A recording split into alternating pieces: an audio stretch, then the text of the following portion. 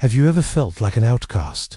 Like you were on the outside looking in, desperately wanting to be part of the world again? Imagine 10 men, isolated, wrapped in rags, their bodies and lives ravaged by leprosy. They see Jesus from a distance, and with all the strength they can muster, they cry out a desperate plea. Jesus, Master, have pity on us. Think about that for a moment. They don't ask for a specific outcome. They don't demand healing. They just ask for pity, for mercy.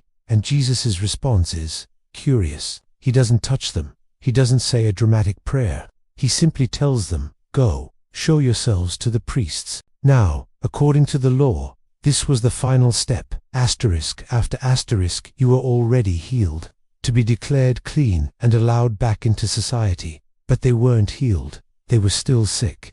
Jesus was asking them to act on a promise that hadn't materialized yet. He was asking for an act of faith. He didn't heal them first. He asked them to trust him first. And in that moment, they had a choice. They could have stayed where they were, pointing out the absurdity of it all. But they didn't. Confused, but clinging to a sliver of hope, they turn and start walking. And as they walk, the miracle unfolds.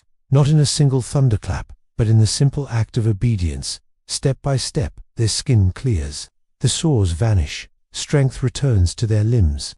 Can you imagine that feeling? The shock, the disbelief turning into pure, ecstatic joy. They break into a run, shouting and celebrating. They've been given their lives back. The thing they dreamed of, the one thing they wanted more than anything, has happened. But here's where the story takes a fascinating turn. 9 of the men, completely overwhelmed by the gift, keep running. They race towards the village, towards their families, towards the priests, to reclaim their old lives. And who can blame them? They are focused on the healing. But one of them, a man the Bible identifies as a Samaritan outsider, among outsiders, stops dead in his tracks. He looks at his clean hands, then looks back in the direction he came from. In that moment, he sees something the others missed. He doesn't just see the healing, he sees the healer. He realizes the source of his new life is more important than the new life itself. While 9 men run to enjoy the gift, this one man turns around and runs back to the giver. He sprints, shouting praises to God, and throws himself at Jesus' feet, his voice choked with emotion as he says, "Thank you."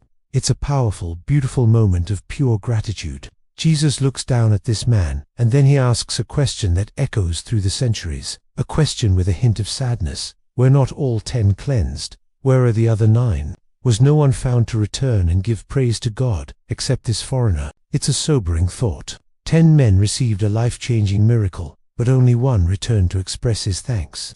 Then, Jesus says something profound to the man at his feet. "Rise and go. Your faith has made you well." But wait, weren't the other 9 made well too? Yes, but the original Greek word here suggests something deeper. The others were healed physically. Their skin was made clean. But this man, through his faith and his gratitude, was made whole. He didn't just get his old life back. He found a new one, centered on a relationship with the source of all life. He received not just a physical restoration, but a spiritual one. This story teaches us something crucial. Gratitude isn't just about being polite or having good manners. It's the key that unlocks a deeper level of blessing. The 9 received a gift. The one who returned received a relationship with the giver. He walked away with more than just clean skin. He walked away with peace, a new purpose, and wholeness. So, the next time you receive a blessing, big or small, remember the 10th leper. Don't just run off to enjoy the gift. Take a moment to turn back and thank the giver. It's in that act of gratitude that we are not just healed, but truly made whole. Thank you so much for watching.